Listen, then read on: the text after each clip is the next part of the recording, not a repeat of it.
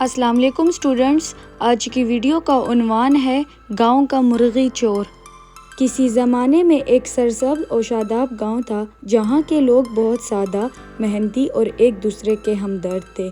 उस गांव में चोरी चकारी का तो नामो निशान भी ना था। लोग रात को अपने घरों के दरवाजे खुले छोड़कर सो जाया करते थे क्योंकि इन्हें एक दूसरे पर पूरा भरोसा था। इसी गांव में असलम नाम का एक नौजवान भी रहता था। असलम चुस्त और तंदुरुस्त तो था लेकिन इंतहाई काहिल और सुस्त था। इसे मेहनत मजदूरी करना बिल्कुल पसंद नहीं था, लेकिन इसे अच्छे अच्छे खाने खाने और आराम की ज़िंदगी गुजारने का बहुत शौक था। जब उसके पास पैसे ख़त्म हो गए और घर में खाने को कुछ ना रहा तो उसके शैतानी दिमाग में एक तरकीब आई। उसने सोचा कि गांव के लोग रात को गहरी नींद सोते हैं और उनके डरबे मुर्गियों के घर बाहर सहन में ही होते हैं। क्यों न रात के अंधेरे में मुर्गियां चुराई जाएं और इन्हें दूसरे शहर ले जाकर बेच दिया जाए।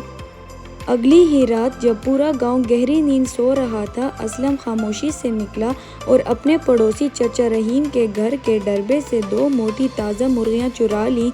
सुबह जब चाचा रहीम जागे तो इन्होंने देखा कि उनकी मुर्गियां गायब हैं। वो बहुत परेशान हुए, लेकिन इन्होंने सोचा कि शायद कोई जंगली जानवर या गीदड़ ले गया होगा। असलम की हौसला अफजाई हुई और उसने अगले चंद दिनों में गांव के दूसरे घरों को भी निशाना बनाना शुरू कर दिया। कभी किसी की मुर्गी गायब होती तो कभी किसी का मुर्ग। अब पूरे गांव में तशवीश की लहर दौड़ गई। लोगों को समझ आ गई थी कि ये किसी जंगली जानवर का काम नहीं बल्कि गांव में ही कोई चोर घुस आया है। एक रात असलम ने गांव के सबसे बुजुर्ग और दाना शख्स दादा बरकत के घर चोरी करने का फैसला किया। दादा बरकत के पास एक बहुत ही खूबसूरत और नायाब नस्ल का सफ़ेद मुर्ग था जो अपनी ज़ोरदार अजान से रोज़ाना पूरे गांव को सुबह सवेरे जगाया करता था। असलम ने बड़ी होशियारी से वो मुर्ग चुराया और इसे अपने घर के एक अंधेरे कमरे में छुपा दिया। अगली सुबह जब दादा बरकत के मुर्ग ने अजान नहीं दी तो पूरा गांव वक्त पर ना जाग सका।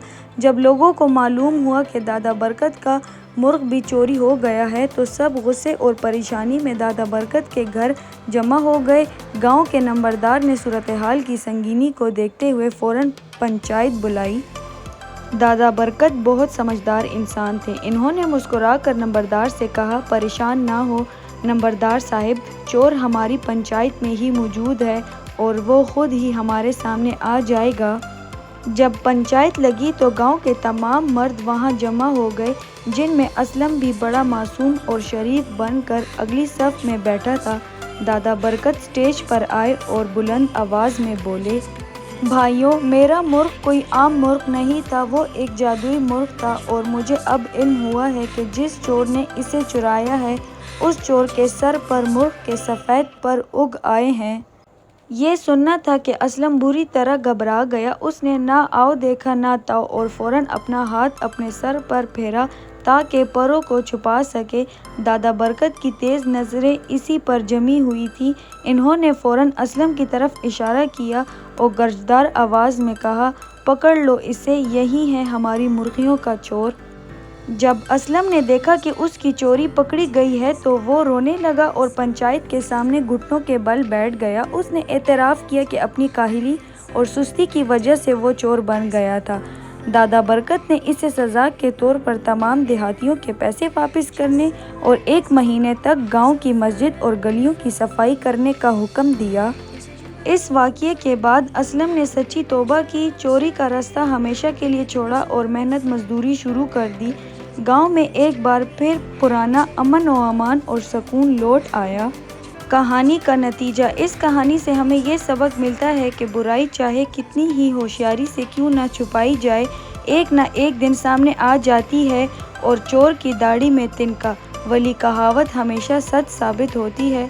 शॉर्टकट और चोरी इंसान को सिर्फ ज़िल्लत देती है, जबकि मेहनत की कमाई में ही बरकत और इज़्ज़त है।